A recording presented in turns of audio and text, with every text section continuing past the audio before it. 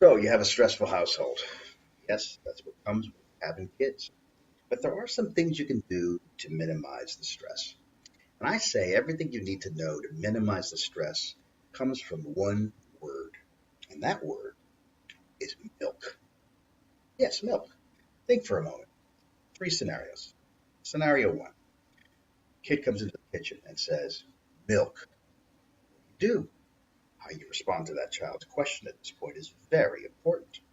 Do you say, "Oh, my love, my sweet little child, you want milk? You're so thirsty. Here's some milk. Let me put some chocolate into it. I'll even drink it for you." Do we do that? No, we don't do that. We don't do it because it's going to cause more stress because we're going to have an entitled, bratty kid who's disrespectful. That's no good. That's not the way to handle a request for milk. Scenario two, kid comes into the kitchen, says, milk. What do we do? Do you say, go to your room? Do you say, go and sit for 3 minutes and time out? Do you say, I'm taking away your privileges for a week? Or even worse, I'm going to slap you upside the head? None of those things. That doesn't help either. Why? Because punishment doesn't work. I know, but it doesn't. Punishment doesn't work, and you know it doesn't work because how do you know? You speed. You speed on the highway. Here you are on the highway. You're driving. You're going fast. What happens? You see a cop. What happens when you see the cop? You slow down because you know you're going to get punished.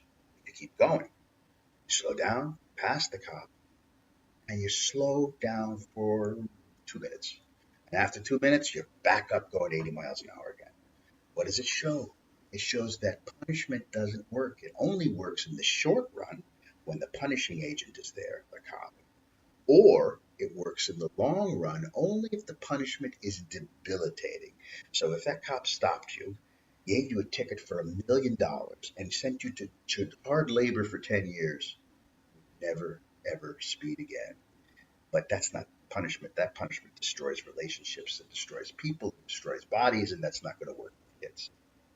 Scenario three is what we need. Everything you need to know about parenting and stress reduction is in this one little scenario. Child comes in, says milk. You say, "Oh, my honey, see you're thirsty. You want to have some milk? I want to give you some milk. That's fine. But I think you know that that's not the way you ask for milk. How do you ask for milk? I think you know." Child says, "Dad, may I please have some milk?" And then you say, "Certainly, my son. Here you go. Here's some milk. Good day." What's happened? A whole bunch of things. One, you've acknowledged the child's need. Two, you've set high standards for the child by saying, "I am not going to tolerate this type of behavior."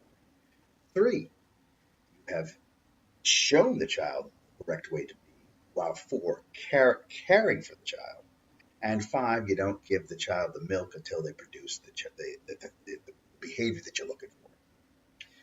That's how to reduce stress in the household.